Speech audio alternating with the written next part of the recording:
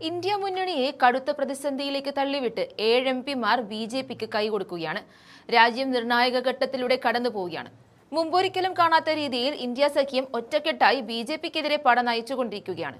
12 വർഷത്തിനിടെ ആദ്യമായി ബി.ജെ.പിയും എൻ.ഡി.എ സഖ്യവും ഇന്ത്യ മുന്നണിക്ക് മുന്നിൽ കീഴടങ്ങിയതോടെ പ്രതിപക്ഷം വലിയ തിരിച്ചുവരവിന്റെ പാതയിലാണെന്ന് പത്രങ്ങൾ എഡിറ്റോറിയൽ എഴുതിയതും നമ്മൾ കണ്ടു.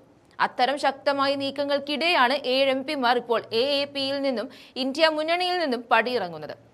എ.എ.പി നേതാവും രാജ്യസഭ മുൻ ഡെപ്യൂട്ടി ലീഡറുമായ രാഘവ് ചത്ത ഉൾപ്പെടെ 7 രാജ്യസഭാ അംഗങ്ങളാണ് വെള്ളിയാഴ്ച ബി.ജെ.പിയിൽ ചേർന്നിരിക്കുന്നത്.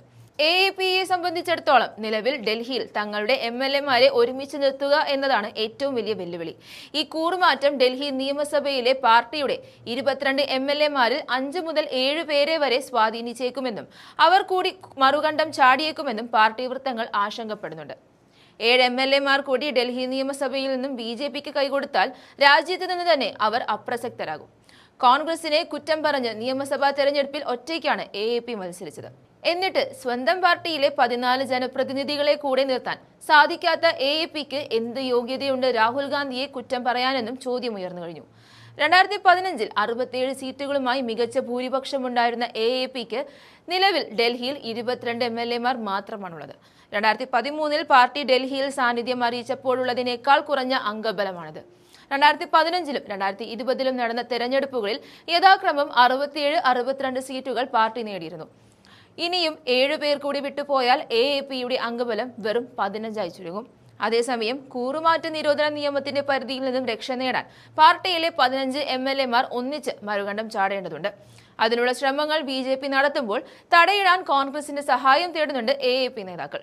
ചാടാൻ സാധ്യതയുള്ള 20 എം.എൽ.എമാരെ രാഹുൽ ഗാന്ധിയുടെ നിർദ്ദേശപ്രകാരം മാറ്റുവാനുള്ള വഴികളാണ് എ.എ.പി തേടുന്നത്.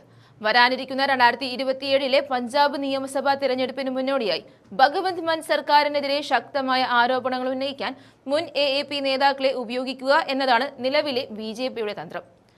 കൂറുമാറിയവരിൽ രാഘവ് ചത്തയെ മാത്രമാണ് ബി.ജെ.പി ഒരു ജനശ്രദ്ധ ആകർഷിക്കുന്ന നേതാവായി കണക്കാക്കുന്നത്. മറ്റ് കൂറുമാറിയ നേതാക്കൾക്ക് അത്തരം സ്വാധീനമില്ലെന്നും ബി.ജെ.പി അവരെ വെറും കരുക്കളായി മാത്രമേ കാണുന്നുള്ളൂ എന്നും റിപ്പോർട്ടുകളുണ്ട്. ചദ്ദ, അശോക് മിത്തൽ, സന്ദീപ് പാഠക് എന്നിവർ വെള്ളിയാഴ്ച ബി.ജെ.പി ആസ്ഥാനത്ത് വെച്ച് പാർട്ടി അധ്യക്ഷൻ നിതിൻ നബിനുമായി കൂടിക്കാഴ്ച നടത്തിയിരുന്നു. ഈ 7 പേരുടെ പുറത്തുപോക്കോടെ എ.എ.പിക്ക് ഇനി അവശേഷിക്കുന്നത് വെറും 3 രാജ്യസഭാംഗങ്ങൾ മാത്രമാണ്. സഞ്ജയ് സിംഗ്, എൻ.ഡി. ഗുപ്ത, ബൽബീർ സിംഗ് സീച്ചേവാൾ എന്നിവരാണ് എ.എ.പിയുടെ ശേഷിക്കുന്ന എംപിമാർ. പാർട്ടിയുടെ നേതാക്കളെ ബി.ജെ.പി അടർത്തി മാറ്റുന്നു എന്നതിനെ സൂചിപ്പിക്കാൻ എ.എ.പി നേതാക്കൾ നേരത്തെ തന്നെ ഓപ്പറേഷൻ താമര എന്ന പ്രയോഗം ഡൽഹിയിൽ വ്യാപകമാക്കി പ്രതിരോധം തീർക്കുന്നുണ്ട്. 2023 മാർച്ചിൽ ഓപ്പറേഷൻ താമര 2.0 വഴി ഡൽഹിയിലെ എ.എ.പി സർക്കാരിനെ അട്ടിമറിക്കാൻ ബി.ജെ.പി ശ്രമിച്ചുവെന്നും ഇ.ഡി, സി.ബി.ഐ കേസുകൾ കാണിച്ച് എം.എൽ.എമാരെ ഭീഷണിപ്പെടുത്തുകയാണെന്നും അന്ന് രാഘവ് ചത്ത ആരോപിച്ചിരുന്നു. അതേ രാഘവ് ചത്ത തന്നെ ബി.ജെ.പിക്കൊപ്പം കൂടുമ്പോൾ അവരുടെ പ്രതിരോധം ഒന്നാകെ പാളുന്നുണ്ട്. ഇത്തരം ആരോപണങ്ങൾ ആദ്യമായല്ല എ.എ.പി ഉന്നയിക്കുന്നത്.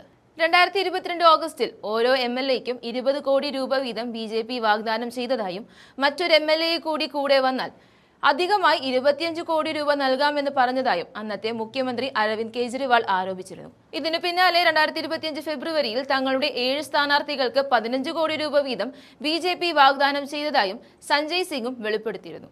ഈ സാഹചര്യത്തിൽ ഇതേ പണം നൽകി എ.എ.പിയുടെ 15 എം.എൽ.എമാരെ ബി.ജെ.പി അവരുടെ കൂടാരത്തിൽ എത്തിക്കുവാനാണ് നീക്കം നടത്തുന്നത്.